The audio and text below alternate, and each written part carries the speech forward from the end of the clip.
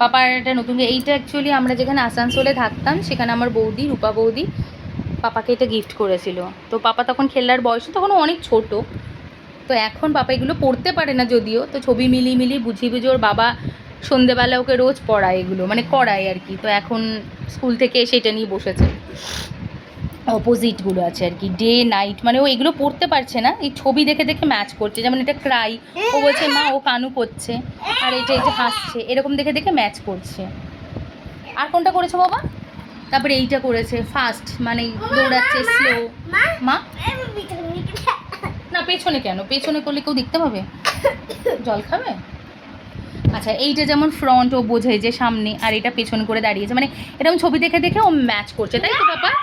আর আমিও কিছু একটু হেল্প করে দিচ্ছি। এই দেখো এইটা যেমন করলো ড্রাই আর ওয়েট। তো যাই হোক, এইভাবে ভাবে আমরা দুজনে মিলে চেষ্টা করে করে করছি, তাই না বাবা? আর ওইটা কি একটু বলে দাও তো বাবা, ওইটা ওইটা পরীর মতন দেখতে, তার মানে ও গুড, তাই তো? আর তার পাশে সিংওয়ালাটা ব্যাড। হ্যাঁ, তো থ্যাংক ইউ বৌদি, তুমি দিয়েছিলে এটা, তাই ছেলে এখন করছে।